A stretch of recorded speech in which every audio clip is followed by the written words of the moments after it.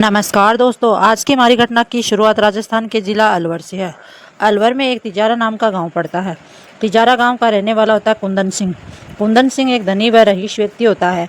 उसके पास पैसे और पावर दोनों होती है, लेकिन कदम सिंह के पास बिल्कुल भी घमंड नहीं होता है।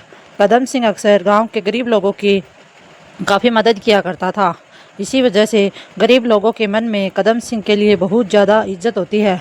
कदम सिंह के परिवार में उसकी एक इकलौती पुत्रवधू होती है, जिसका नाम ममता देवी होता है। ममता देवी देखने में काफ़ी खूबसूरत और जवान महिला होती है। ममता देवी की खूबसूरती के चर्चे पूरे गांव में चलते हैं। ममता देवी एक परी जैसी दिखाई देने वाली औरत होती है, लेकिन ममता देवी के पति की 3 साल पहले किसी दुर्घटना में मौत हो जाती है, जिसकी वजह से ममता देवी विधवा हो चुकी है। लेकिन ममता देवी अपने परिवार को संभाल लेती है, क्योंकि ममता देवी के पास उसका 12 साल का बेटा अंकुर होता है। अंकुर 5वीं कक्षा की पढ़ाई किया करता था, लेकिन कुछ दिनों का वक्त गुजर जाने के बाद अब ममता देवी घर में रहते हुए अकेलापन महसूस करने लग जाती है, जिसका दिन में काम में मन नहीं लगता है और उसकी रात भी कटनी मुश्किल हो जाती है। अब ममता देवी गैर मर्दों का सहारा लेना शुरू कर देती है और वैसे भी पति के गुजर जाने के बाद ममता देवी चरित्र से खराब हो चुकी थी। ममता देवी अपनी ज़रूरतों को पूरा करने के लिए हद से गुजर जाने के तैयार हो जाती है। आगे भविष्य में चलकर ममता देवी कई बड़ी बड़ी घटनाओं को अंजाम देने वाली होती है, जिसके बारे में ममता देवी का ससुर कदम सिंह कुछ नहीं जानता है। इसी तरीके से कुछ दिनों का वक्त गुजर जाने के बाद एक तारीख आ जाती है। 15 जून 2026 का दिन होता है। सुबह के करीब 10 बजे का टाइम होता है। ममता देवी अपने घर का कामकाज कर रही होती है। ममता देवी का ससुर होता है उसी समय एक खेत में अपने घर पर आ जाता है और अब बहू जो ममता देवी है उसे कहने लगता है कि बहू, एक पंचायत में शामिल होने के लिए मैं जा रहा हूँ, वो 2-3 घंटे बाद वापस लौटूंगा। इसके बाद ममता देवी का जो बेटा अंकुर होता है वह अपने दोस्तों के साथ खेलने के लिए बाहर चला जाता है। अब ममता देवी घर पे अकेली होती है। ममता देवी घर के कामकाज कर रही होती है, क्योंकि ममता देवी का ससुर तो पंचायत जा चुका था और उसी समय ममता देवी के घर पे दस्तक दी जाती है। ममता जैसे ही दरवाज़ा खोलती है तो देखती है कि उसके सामने ठीक पड़ोस का एक लड़का उज्जवल खड़ा होता है। उज्जवल जैसे ही घर के अंदर प्रवेश करता है तो महिला ममता देवी को कहने लगता है कि चाची, मुझे जमींदार साहब कदम सिंह से मिलना है, बहुत ज़रूरी बातें करनी है। लेकिन ममता देवी की नज़र तो उज्जवल की कदकाठी पर पड़ती हैं। जैसे ही ममता देवी की उसकी कदकाठी पे नज़र पड़ती तो ममता देवी की नीयत में कमी आ जाती है। ममता देवी मन में सोचने लगती है, लड़का बड़ा ही हैंडसम और नौजवान है। उसी समय उज्जवल ममता देवी को कहने लगता है कि चाची, मेरी माँ उर्मिला काफ़ी ज़्यादा बीमार है। मैं एक कारखाने में नौकरी किया करता हूँ, लेकिन कारखाने का मालिक अमर सिंह मुझे नौकरी से बाहर निकाल दिया है। उसने मुझे पैसे भी नहीं दिए हैं। मैं कदम सिंह से मिलना चाहता हूं और उनके खेतों में नौकरी करना चाहता हूं। लेकिन उसी समय ममता देवी कहने लग जाती कि आज जमींदार साहब आज इस पंचायत में चले गए हैं, वैसे भी वो शाम के 5 बजे के आसपास घर लौटेंगे। अब जैसे ही उज्जवल को ये बात कही जाती है तो उज्जवल बड़ा उदास हो जाता है, लेकिन ममता देवी की नज़र उज्जवल पर टिकी होती है। ममता देवी उसी समय उज्जवल को हासिल करना चाहती थी। ममता देवी उसी समय उज्जवल को कहती कि उज्जवल, तुम किसी बात की फ़िक्र मत करो, आज शाम के 5 बजे के आसपास दोबारा मेरे घर पे आ जाना। तब तक मैं अपने ससुर कदम सिंह से तुम्हारी नौकरी के बारे में बातचीत ज़रूर कर लूँगी। उज्जवल बड़ा खुश होता है। इसके बाद उज्जवल अपने घर पे चला जाता है। जैसे कि शाम के तकरीबन 5 बजे के आसपास का वक्त होता है तो ममता देवी का ससुर कदम सिंह पंचायत ख़त्म करने के बाद अपने घर आ जाता है। इसके बाद जो बहू ममता देवी को कहने लगता है कि जल्दी से खाना तैयार कर दो, लेकिन उसी समय ममता देवी अपने ससुर कदम सिंह को कहती है कि पिताजी, आज हमारे घर में एक नौकर की कमी है। आप भी बूढ़े हो चुके हो, क्यों ना हम एक खेत के काम करने के लिए नौकर रख लेते हैं। कदम सिंह ये बात सुनता है तो वो ममता को कहता है कि नौकर तो ढूंढ लेंगे, परंतु कोई ईमानदार नौकर मिलता ही नहीं है। लेकिन उसी समय ममता देवी ये अपने ससुर को कहती है कि पिताजी, हमारे पड़ोस में जो लड़का है जिसका नाम उज्जवल है, वह बहुत ही मेहनती और ईमानदार लड़का है। उसके पास कारखाने में नौकरी और मजदूरी का काम था, लेकिन कारखाने का मालिक अमर सिंह ने उसको नौकरी से निकाल दिया, क्योंकि उसका मालिक उसको ठीक समय पर पगार भी नहीं देता था। वैसे भी उस लड़के को अच्छे तरीके से मैं भी जानती हूँ। उसी अब इसके बाद कदम सिंह कहने लगता है कि उस लड़के में जो भी अच्छे तरीके से आप जानती हो तो और मेहनती और ईमानदार लड़का है, तो हम उसके बारे में सोचेंगे। अब इसके बाद कदम सिंह होता है वह बहू को कहने लगता है कि अगर तुम इस बात को कहती हो तो मैं उस लड़के को नौकरी पे ज़रूर रख लूँगा, लेकिन आजकल के लड़कों का कुछ भरोसा नहीं होता है। ममता देवी इसके बाद अपने ससुर को कहती है कि पिताजी वो बहुत ही मेहनती और ईमानदार लड़का है। अब ससुर कदम सिंह भी बहू की सारी बातें मान जाता है और इसके बाद कदम सिंह अपनी बहू की सारी बातें मान लेता है और कदम सिंह ममता को कहता है कि जब भी वो लड़का दोबारा हमारे घर पे आएगा तो उसको हमारे खेतों में भेज देना, मैं खेतों की तरफ जा रहा हूँ। इसके बाद कदम सिंह खाना खाने के बाद खेतों की तरफ निकल जाता है।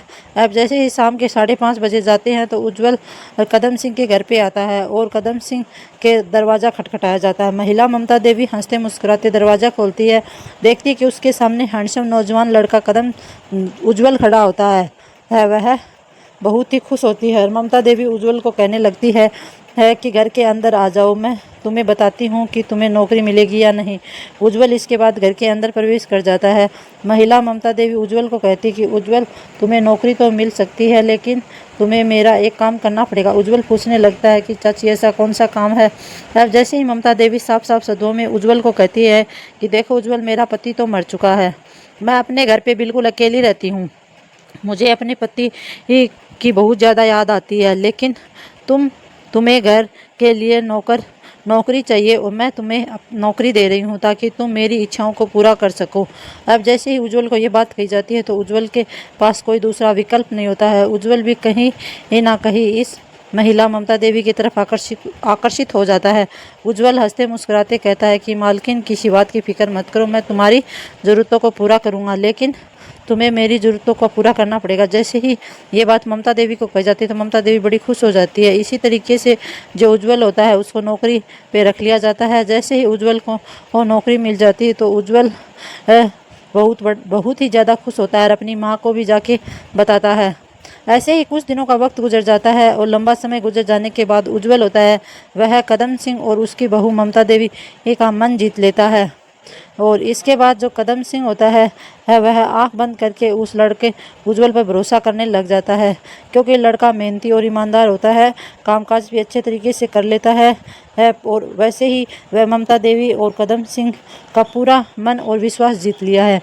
अब ऐसे ही कुछ दिनों का वक्त गुजरता है। एक तारीख आती है, 30 जून 2026 का दिन होता है, सुबह के 10 बजे का वक्त होता है। कदम सिंह अपनी बहू ममता देवी को कहता है कि बहू, मुझे पास के ही एक गांव की पंचायत में जाना है, वहां पर मेरा एक दोस्त रहता है, ऐसा भी हो सकता है कि आज पूरी रात मैं अपने दोस्त के साथ गुजारूं। जैसे ही ये बातें ममता देवी को कही जाती तो ममता देवी खुश होती है। अब इसके बाद यह 2-4 बातें करने के बाद कदम सिंह अपने घर से गाड़ी लेता है और गाड़ी लेकर पास के ही गांव की पंचायत में चला जाता है। और इसी तरीके से अब घर के अंदर जो बेटा अंकुश होता है वह अपने दोस्तों के साथ खेलने के लिए चला जाता है। अब ममता देवी होती है वह अपने बेटे अंकुश को 50 रुपये देती है और कहती है कि अपने दोस्तों के साथ बाहर खेलो और 50 रुपये ले जाओ और इसके साथ अपने दोस्तों के साथ आज कुछ चीज़ें भी खा लेना। इसके बाद जो ममता देवी होती है वह अपने घर का दरवाज़ा बंद करती है और मोबाइल फ़ोन उठाती है और अपने नौकर उज्जवल के पास फ़ोन कॉल करती है। उज्जवल को कहती है कि उज्जवल, आज मेरा ससुर कदम सिंह घर पे नहीं है, वह पास के गांव की एक पंचायत में गया है, शायद आज रात घर पे आए या ना आए, लेकिन हम दोनों के पास बहुत अच्छा मौका है। ऐसा करो कि खेत से बाहर निकलो और सीधे घर पे आ जाओ। उज्जवल उसी समय खेत से बाहर निकलता है और थोड़ी देर के बाद उज्जवल नौकर ममता के घर पे आ जाता है और ममता के दरवाजे की डोर बजाई जाती है। ममता हंसते मुस्कुराते दरवाज़ा खोलती है तो देखती है कि सामने उज्जवल खड़ा है और उज्जवल को देखकर ममता बड़ी खुश होती है, उज्जवल को घर के अंदर बुला लेती है। इसके बाद ममता देवी उसी समय फिर अपने घर का मुख्य दरवाज़ा बंद कर देती है और अपने नौकर को कहती है कि आज हमारे पास बहुत अच्छा मौका है, आज हम दोनों मिलकर अपनी अपनी ज़रूरतों को पूरा करेंगे। उज्जवल अपनी मालकिन को कहने लगता है कि मालकिन, मुझे कुछ पैसों की ज़रूरत है, मेरी माँ आजकल बहुत ज़्यादा बीमार रहती है, मुझे उसके लिए दवाइयाँ खरीदनी है। लेकिन ममता देवी कहती है कि मैं तुम्हें डबल पैसे दूंगी, ये पहले तुम मेरे साथ अच्छा सा वक्त गुजारो। फिर ममता देवी उसी समय नौकर उज्जवल का हाथ पकड़कर अपने बेडरूम में ले जाती है। बेडरूम में ले जाने के बाद दोनों के बीच रजामंदी से गलत रिश्ते कायम होने लग जाते हैं। तब तक वह गलत रिश्तों को अंजाम देते हैं, तब तक दोनों की इच्छाएं ही पूरी नहीं हो जाती।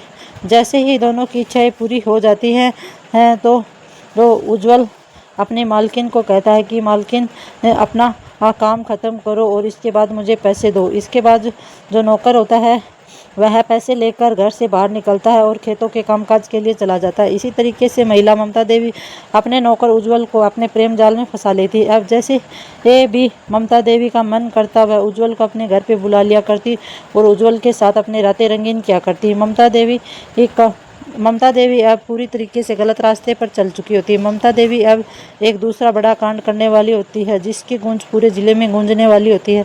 कुछ दिनों का वक्त गुजर जाता है। एक तारीख आती है, 6 जुलाई 2026 का दिन होता है। सुबह के तकरीबन 9 बजे का टाइम होता है। ममता देवी का बेटा अंकुश होता है, वह अपने स्कूल की पढ़ाई करने के लिए जा चुका होता है, जबकि ममता देवी का ससुर कदम सिंह अपने खेत के कामकाज के लिए चला जाता है। इसके बाद जो ममता देवी होती है वह घर के कामकाज में व्यस्त हो जाती है। लगभग दोपहर के 12 बजे का टाइम हो जाता है। आज के समय ममता देवी घर पे अकेले होती है। इसके बाद ममता देवी देखती है कि ये ऐसे ही गर्मी बहुत पड़ रही है, घर में एसी लगवा लेते हैं। ममता देवी का मन एसी लगवाने का होता है। वह अपना मोबाइल फ़ोन उठाती है और अपने ससुर कदम सिंह को फ़ोन कॉल करती है। उसी समय कदम सिंह को कहती है कि ये पिताजी, हमारे घर की बिजली ख़राब हो गई है और तुम बिजली ठीक करने के लिए किसी मिस्त्री को घर पे भेजो। अब जैसे ही कदम सिंह को ये बात कही जाती है तो कदम सिंह बिजली के मिस्त्री को फ़ोन कॉल करता है। बिजली के मिस्त्री का नाम लाल सिंह होता है। लाल सिंह जो लड़का होता है वह बहुत ही मेहनती व ईमानदार लड़का होता है और उसको कदम सिंह अपने घर पे भेज देता है। कदम सिंह के घर पे जो महिला ममता देवी होती है वह जैसे ही लाल सिंह को देखती है तो वो उसकी नीयत में कमी आ जाती है। कहती है कि इतना हैंडसम व नौजवान लड़का आज तक मैंने अपनी ज़िंदगी में नहीं देखा। फिर महिला होती है वह लाल सिंह के ऊपर ज़्यादा ही दिलचस्पी रखती है। लाल सिंह भी एक उस महिला ममता देवी के साथ मीठी मीठी ही बातें करता है। इसके साथ फिर जो ममता देवी होती है वह लाल सिंह से कहती है कि हमारे घर की बिजली कट चुकी है और मेरा मन है कि मैं घर में एक एसी लगवाऊँ। तब लाल सिंह कहता है कि मालकिन किसी बात की फ़िक्र मत करो, मैं तुम्हारे ससुर कदम सिंह से बात कर लूँगा और मेरी दुकान में बहुत अच्छी एसी है, मैं कल ही तुम आके तुम्हारे घर पे एसी लगा जाऊँगा। फिर ममता देवी ये बात सुनती है तो बड़ी खुश होती है परंतु अब ममता देवी अब इस लड़के लाल सिंह को भी अपने जाल में फंसाने वाली होती है। ममता देवी ये सोचती है कि लड़का बहुत ही हैंडसम व नौजवान है और वो क्यों ना इसको अपने जाल में फंसा लिया जाए। ऐसे ही 15-20 मिनट का वक्त गुजर जाता है और अब जो लड़का लाल सिंह होता है वह बिजली ठीक कर देता है। इसके बाद लाल सिंह अपने घर पर चला जाता है बिजली के तारों को और ठीक करने के बाद। लेकिन ममता देवी की नज़र तो लाल सिंह पे टिकी होती है। लाल सिंह की नज़र इस महिला ममता देवी पे टिकी होती है। 10 मिनट का वक्त गुजर जाने के बाद लाल सिंह घर की बिजली अच्छे तरीके से ठीक कर देता है। ममता देवी लाल सिंह को कहने लगती है कि तुम्हारी मजदूरी कितनी बनी है। लाल सिंह कहता है कि मालकिन 500 रुपये बनी है। ममता देवी उसी समय कमरे के अंदर जाती है, अलमारी से 1000 रुपये निकालती है और उसको दे देती है। लेकिन लाल सिंह वह कहता है कि मालकिन मेरे तो 500 ही रुपये बने हैं, आप मेरे को 500 रुपये ज़्यादा कैसे दे रहे हो। इसके बाद जो ममता देवी लाल सिंह को कहती है कि लाल सिंह तुम मुझे अपना मोबाइल नंबर दे दो और जब भी हमारी ज़रूरत होगी तब मैं तुम्हें फ़ोन कॉल ज़रूर कर लूँगी। इसके बाद लाल सिंह हंसते मुस्कुराते अपना मोबाइल नंबर ममता देवी को दे देता है। ममता देवी लाल सिंह का मोबाइल नंबर अपने फ़ोन में सेव कर लेती है और फिर जो ममता देवी होती है वह लाल सिंह को कहती है कि मैं घर में अकेली रहती हूँ, मैं एक विधवा औरत हूँ, मेरे पति की कई साल पहले मौत हो चुकी है, मुझे मेरा अकेलापन काफ़ी परेशान करता है। अब जैसे जैसे ये बात लाल सिंह सुनता है तो लाल सिंह की नीयत में कमी आ जाती है। लाल सिंह मौका पाते ही महिला ममता देवी का हाथ पकड़ लेता है, लेकिन ये महिला ममता देवी किसी बात का विरोध तक नहीं करती है। लाल सिंह की हिम्मत और ज़्यादा बढ़ जाती है। इसके बाद लाल सिंह खुद ब खुद इस घर का मुख्य दरवाज़ा बंद कर देता है। फिर लाल सिंह इस महिला ममता देवी का हाथ पकड़ लेता है। इसके बाद बेडरूम के अंदर ले जाते हैं फिर लाल सिंह और महिला ममता देवी के बीच गलत रिश्ते कायम होने लग जाते हैं। लाल सिंह और ममता देवी दोनों मिलकर अपनी अपनी ज़रूरतों को और अपनी अपनी इच्छाओं को पूरा करने लग जाते हैं। वह तब तक इस गलत व गंदा काम को अंजाम देते हैं, तब तक दोनों की इच्छाएं पूरी नहीं हो जाती। जैसे ही दोनों की इच्छाएं पूरी हो जाती हैं तो लाल सिंह इस कमरे से बाहर निकलता है, लेकिन उसी समय घर के दरवाजे पर दस्तक होती है। ममता देवी घर का दरवाज़ा खोलती है, देखती है कि उसका बेटा अंकुश घर के बाहर खड़ा होता है। अंकुश घर के अंदर प्रवेश करता है तो अंकुश इसके बाद अपने कमरे में जाता है। कमरे में जाने के बाद अंकुश की नज़र लाल सिंह पे पड़ती है। लाल सिंह को देख के अंकुश अपने मन में सोचने लग जाता है, मेरी माँ ने घर का मुख्य दरवाज़ा बंद कर रखा था और यह आदमी हमारे घर में क्या कामकाज कर रहा है। अब अंकुश अपनी माँ को कुछ नहीं कहता और ना ही लाल सिंह को कुछ कहता है, लेकिन इस बात का अंकुश के दिल और दिमाग में बहुत गहरा असर पड़ता है। अंकुश सोचने लग जाता है कि शायद ऐसा भी हो सकता है कि उसकी माँ गलत रास्ते पे चल चुकी है, लेकिन अंकुश अपनी माँ को कुछ नहीं कहता। इसके बाद लाल सिंह मौका पाते हुए घर से बाहर निकल जाता है और अपने घर चला जाता है। और उसी समय शाम के समय में अंकुश के दादाजी कदम सिंह घर पे पहुंचते हैं तो पोता अंकुश उसी समय अपने दादा को कहने लगता है कि दादाजी, मुझे आपसे कुछ बातें करनी है, हम दोनों किसी दूसरे कमरे में चलते हैं। अब इसके बाद कदम सिंह अपने पोते अंकुश को लेकर अलग कमरे में चला जाता है। अंकुश अपने दादाजी को कहता है कि दादाजी, आज हमारे घर में लाल सिंह मिस्त्री आया था। जैसे ही मैं घर पहुंचा तो देखता हूं कि घर का मुख्य दरवाज़ा अंदर से बंद था। जैसे ही घर का दरवाज़ा अंदर से बंद था तो माँ ने दरवाज़ा खोला और जो लाल सिंह मिस्त्री होता है वह हमारे बेडरूम में बैठा होता है। इसकी बात सुन के एक कदम सिंह होता है, वह मन में सोचने लगता है कि कुछ न कुछ हमारे घर में ये गलत हो रहा है। फिर जो अंकुश के दादाजी कदम सिंह होते हैं वह अपने मन में सोचने लग जाते हैं कि ये लाल सिंह है वह घर में बहुत बड़ा कांड करके गया है। अब उसी समय जो कदम सिंह होता है वह अपनी बहू को कहता है कि बहू, आज लाल सिंह जो हमारे घर में मिस्त्री आया था वह क्या ठीक करके गया था। ममता देवी अपने ससुर को कहती है कि हमारे घर का मेन लाइन खराब हो चुकी थी लाइट की, उसे सही करके गया है। परंतु कदम सिंह अपनी बहू से बहस करने लग जाता है कि बहू, तुम सही सही बताओ, नहीं तो कुछ बड़ा हो जाएगा। अब बहू के कदम सिंह बहस करने लग जाते हैं। अब इसके बाद कदम सिंह अपनी बहू पर थोड़ी बहुत नज़र रखना भी शुरू कर देता है। इसी तरीके से आज के समय में बात आई गई कर देते हैं। लेकिन कुछ दिनों का वक्त गुजर जाता है। एक तारीख आती है, 27 जुलाई 2026 का दिन होता है। सुबह के तकरीबन 8 बजे का टाइम होता है। ममता देवी का बेटा अंकुश पढ़ाई करने के लिए स्कूल में चला जाता है और जबकि दूसरी तरफ कदम सिंह होता है वह अपनी बहू ममता देवी को कहता है कि ममता, आज फिर से मुझे पंचायत में जाना है। और फिर जो कदम सिंह होता है वह घर से बाहर निकलता है और अपने घर से बाहर निकलता है और सीधे पंचायत में चला जाता है। और लेकिन ममता देवी घर में अकेली रह जाती है। दूसरी तरफ नौकर उज्जवल सिंह होता है वह खेत का कामकाज करने के लिए चला जाता है।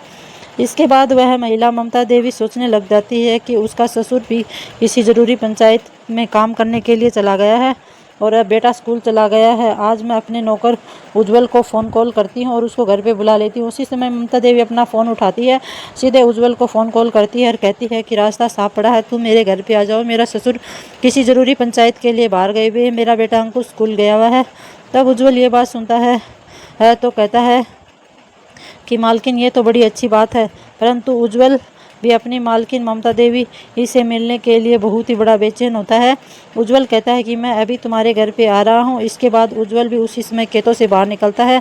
देखते ही देखते ममता देवी के घर के दरवाजे पे दस्तक दी जाती है। ममता देवी अपने घर का दरवाज़ा खोलती है तो देखती है कि सामने उज्जवल खड़ा होता है। उज्जवल घर के अंदर प्रवेश करता है। ममता देवी घर का मुख्य दरवाज़ा बंद कर देती है। अब जो लड़का उज्जवल होता है वह ममता देवी उसको अपने बेडरूम में ले जाती है। इसके बाद मालकिन ममता देवी और उज्जवल के बीच गलत व गंदे रिश्ते कायम होने लग जाते हैं। दोनों तब तक गलत रिश्तों को अंजाम देते हैं तब तक दोनों की इच्छाएं पूरी नहीं हो जाती। इसके बाद उज्जवल को कुछ पैसे दिए जाते हैं। उज्जवल पैसे लेके बड़ा खुश होता है। इसके बाद जो उज्जवल होता है वह घर से बाहर निकलता है और सीधे एक खेतों की तरफ चला जाता है। और फिर जो ममता देवी का बेटा अंकुश है वह भी कुछ देर के बाद अपने स्कूल से घर वापस आ जाता है। लेकिन दरवाज़ा 10 मिनट तक अंदर से बंद रहता है परंतु दरवाज़ा नहीं खोला जाता। अंकुश देखता है कि उसके माँ के चेहरे पे काफ़ी पसीना आ चुका है। अंकुश घर के अंदर जाता है तो अंकुश देखता है कि घर के अंदर उज्जवल बैठा होता है। उज्जवल को देख के अंकुश मन में सोचता है कि आज उज्जवल नौकर के साथ मेरी माँ है वह कुछ गलत कर रही है। इसके बाद ममता का बेटा अंकुश उज्जवल नौकर को कहता है कि तुम मेरे घर के अंदर क्या काम कर रहे हो।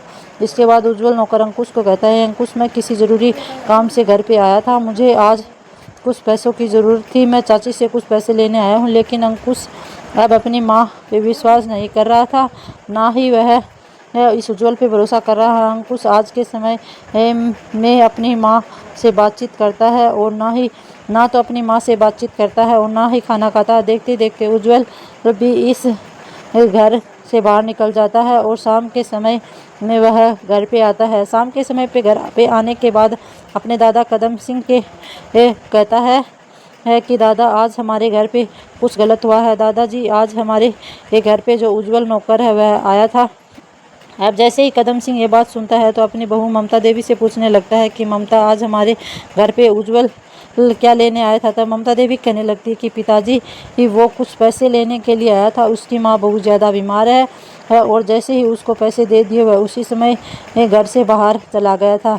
अंकुश ने मुझे पैसे देते देख भी लिया था, लेकिन अंकुश वह अपनी माँ पे यकीन नहीं करता है और आज के समय में कदम सिंह होता है वह अपनी बहू पे ये बातों पे यकीन कर लेता है। इसी तरीके से बात आई गई कर देते हैं, लेकिन कदम सिंह के मन में कहीं ना कहीं कोई बात ज़रूर होती है कि वह सोचता है कि शायद मेरे घर में कुछ गलत चल रहा है, परंतु वह अपनी बहू को कुछ नहीं कहता है। इसी तरीके से कुछ दिनों का वक्त गुजर जाता है। एक तारीख आती है, 2 अगस्त 2026 का दिन होता है, सुबह के 10 बजे का टाइम होता है। ममता देवी अपने घर का कामकाज कर रही होती है। ममता देवी का ससुर होता है वह घर के कमरे में बैठा होता है और हुक्का पानी पी रहा होता है। उसी समय ममता देवी की तबीयत खराब हो जाती है, उल्टियाँ होनी शुरू हो जाती हैं और तब ममता देवी का ससुर होता है वह ममता देवी को हॉस्पिटल में लेकर जाता है। कदम सिंह अपनी बहू को महिला डॉक्टर से दिखाता है। तब महिला डॉक्टर ममता देवी का चेकअप करती है और महिला डॉक्टर चेकअप करने के बाद कदम सिंह को कहती है कि तुम्हारी पुत्रवधू 1 महीने से प्रेग्नेंट है। जैसे ही ममता देवी को ये बात बताई जाती है और कदम सिंह ये बात सुनता है तो कदम सिंह के पैरों तले ज़मीन खिसक जाती है और वह सोचता है कि बहू मेरे बेटे को गए हुए आज 4 साल हो गई है, मेरी बहू प्रेग्नेंट कैसे हो सकती है।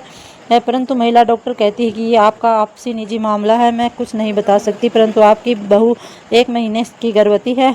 ये बात सुन के कदम सिंह अपनी बहू को कहता है कि बहू तुमने कहाँ कहाँ से मुंह काला किया है। फिर वह ताने मारना लग जाता है, परंतु जो कदम सिंह होता है वह चुपचाप बैठने वाला नहीं होता है। वह अपनी बहू की कुछ भी बातें नहीं सुनता है।